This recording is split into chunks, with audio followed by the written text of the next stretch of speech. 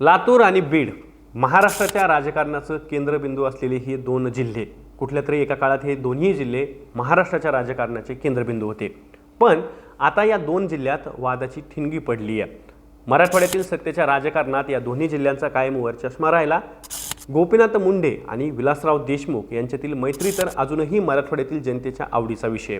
पण या दोन जिल्ह्यात आता सोयाबीन संशोधन केंद्रावरून वाद उभा राहिला आहे.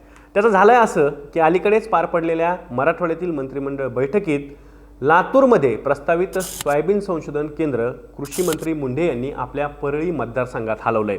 त्यामुळं लातूरमध्ये शेतकरी नेते आणि शेतकरी संघटनेसोबतच राजकीय नेतेही रस्त्यावर उतरलेत.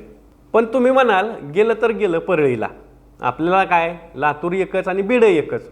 पण एवढं सोपं नाही आहे ते कसं आहे तर लातूर हे देशातील सोयाबीनचं बेंचमार्क मार्केट आहे. त्यामुळे संशोधन केंद्र लातूरमध्ये असणं गरजेचं आहे, नाहीतर त्याचा फटका सोयाबीन उत्पादक शेतकऱ्यांना बसणार आहे. मग याच विषयावरती आज मला तुमच्याशी बोलायचं आहे. नमस्कार, मी धनंजय सानप. ॲग्रोवनच्या बळीराजा जागा हो या खास सिरीजमध्ये तुमचं स्वागत. विषयाला सुरुवात करतोय. लातूरचं सोयाबीन केंद्र परळीला हलवलं म्हणून या निर्णयाच्या विरोधात लातूर जिल्ह्यात उपोषण आणि आंदोलनं सुरू झालेली आहेत. लातूर, औसा येथील बाजार समित्या बंद करत शेतकरी आणि व्यापाऱ्यांनी बंदची हाक दिली आहे. जोवर राज्य सरकारने घेतलेला निर्णय कागदोपत्री मागे घेतला जाणार नाही तोवर आंदोलन आणि उपोषण करत राहू असा नारा देत राज्य सरकार आणि कृषी मंत्री मुंडे यांना लातूरमधील शेतकऱ्यांनी धारेवर धरलंय. लातूर जिल्ह्यातील उद्धव बाळासाहेब ठाकरे गटाचे जिल्हा प्रमुख आणि राज्य बाजार समिती सहकारी संघाचे उपसभापती संतोष सोमवंशी यांनी आंदोलन करत सरकारचा निषेध केला आहे. त्यासोबतच कृषी मंत्री मुंडे यांचा ताफा अडवत त्यांना निवेदनसुद्धा त्यांनी दिलं आहे. निर्णय मागे घेतला नाही तर लातूर जिल्ह्यात मुंडे यांना बंदी घालू असा इशाराही संतोष सोमवंशी यांनी दिला आहे. देशातील सोयाबीनच्या प्रमुख बाजारपेठेत बेंचमार्क बाजारपेठ आहे लातूरची. बेंचमार्क बाजारपेठ म्हणजे काय असा तुम्हाला प्रश्न पडला असेल तर ते सांगतो. या बाजारपेठेवरून अन्य बाजारपेठेतील सोयाबीनचे भाव ठरत असतात. दुसरं म्हणजे सोयाबीनची लातूर बाजारपेठ ही सेंटर आहे, त्यामुळे देशात सोयाबीनच्या भावावर त्याचा थेट परिणाम होतो. मराठवाड्यात सोयाबीनची सर्वाधिक आवक या बाजारपेठेत होत असते. त्याचं कारण म्हणजे मागच्या 12 वर्षात लातूर विभागातील सोयाबीनच्या क्षेत्रात दुपटीनं झालेली वाढ हेच आहे. त्यामुळं या विभागातील शेतकरी खरीपात सोयाबीन या पिकाला पसंती देत असल्याचं दिसतंय.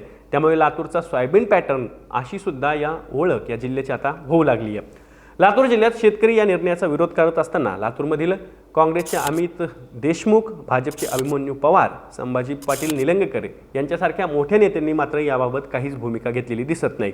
त्यांना ना शेतकऱ्यांच्या मागणीचं पडलंय ना लातूरच्या विकासाचं. कारण राजकीय हितसंबंधांना हात लागेल याची त्यांना भीती आहे. बीड जिल्ह्याचा विकास होऊ नये अशी आमचीही भूमिका नाही, पण जिथं जे पिकतं त्यावर तिथंच प्रक्रिया संशोधन झालं तर त्याचा फायदा जास्तीत जास्त शेतकऱ्यांना होत असतो. आता उदाहरण म्हणून तुम्हाला मध्य प्रदेश सांगतो. मध्य प्रदेश हे सोयाबीन उत्पादनात अग्रेसर असणारं राज्य आहे. याच मध्य प्रदेशमधील इंदोर हे देशातलं बेंचमार्क मार्केट आहे सोयाबीनचं, आणि याच इंदोरमध्ये इंदोर सोयाबीन संशोधन केंद्र आहे, कारण त्याचा फायदा अनेक शेतकऱ्यांना होतो. तसंच लातूर देखील सोयाबीनचं बेंचमार्क मार्केट आहे. त्यामुळे लातूरमध्येच सोयाबीन संशोधन केंद्र व्हावं अशी शेतकऱ्यांची मागणी आहे आणि त्यामुळे शेतकऱ्यांना त्याचा फायदा होईल. यंदा जवळपास 19 लाख हेक्टरवर सोयाबीनचं क्षेत्र या लातूर विभागात आहे. कृषी विभागाच्या आकडेवारीनुसार 2011 साली लातूर विभागात 8 लाख हेक्टरवर घेतलं जाणारं सोयाबीन 2023मध्ये 19 लाख हेक्टरच्या घरात पोहोचलंय. म्हणजे ही वाढ जवळपास दुप्पट आहे. त्यामुळं सोयाबीन प्रक्रिया उद्योगासोबतच संशोधन केंद्राची निर्मिती लातूर जिल्ह्यात करण्याबाबत सकारात्मक निर्णय घेऊ असं महाविकास आघाडी सरकारच्या काळात तत्कालीन कृषी मंत्री दादा भुसे यांनी सांगितलं होतं. त्यावेळी निमित्त होतं ते लातूर येथे आयोजित सोयाबीन परिषदेचं. नंतर राज्यात सत्तांतराचं नाट्य घडलं आणि शिंदे गट आणि भाजपनं एकत्र येत सत्ता स्थापन केली. सरकार बदललं तसं कृषी मंत्रीपदाची माळ अब्दुल सत्तार यांच्या गळ्यात पडली. त्यांनीही लातूर येथील सोयाबीन संशोधन केंद्राबाबत राज्य सरकार सकारात्मक असल्याचं सांगितलं. पण या सरकारमध्ये अजित पवारांचा गट सामील झाला आणि कृषी मंत्रीपदाची जबाबदारी धनंजय मुंडे यांच्याकडे आली. सुरुवातीला लातूरमध्ये संशोधन केंद्र सुरू होणार असं चित्र दिसत असतानाच मुंडे यांनी मात्र त्यात खीळ घालण्याचं काम केलं.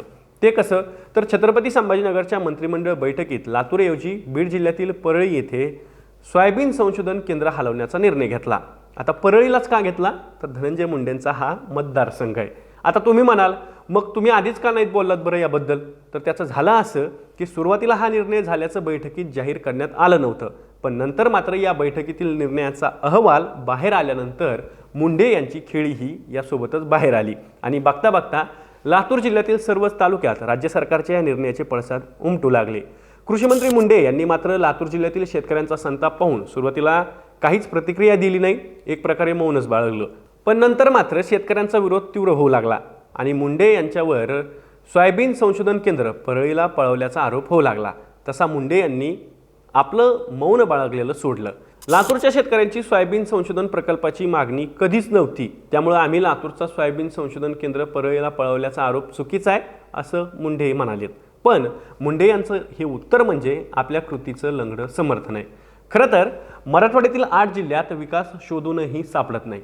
मग अशी अवस्था असताना मुंढे यांनी कृषी क्षेत्रासाठी मराठवाड्यातील 8ही जिल्ह्यांच्या पदरात भरघोस काही पडेल अशी भूमिका घ्यायला हवी.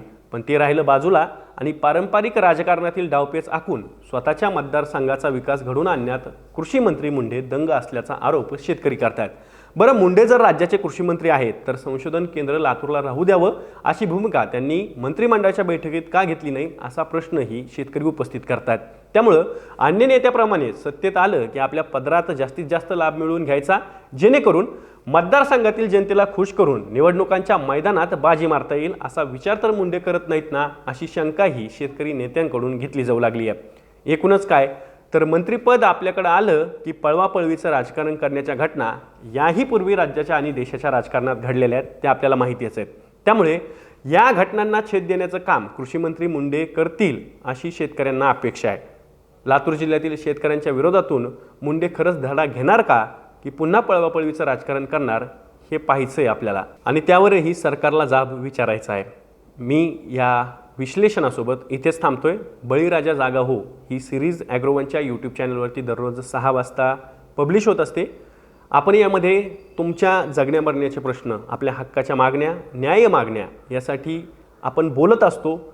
आपण परत भेटणार आहोत उद्या संध्याकाळी 6 वाजता. त्यामुळे ॲग्रोवनच्या यूट्यूब चॅनलला अजून तुम्ही सबस्क्राईब केलं नसेल तर सबस्क्राईब करा. पुन्हा भेटू नवीन अपडेटसोबत, नवीन विश्लेषणासोबत. तोवर काळजी घ्या.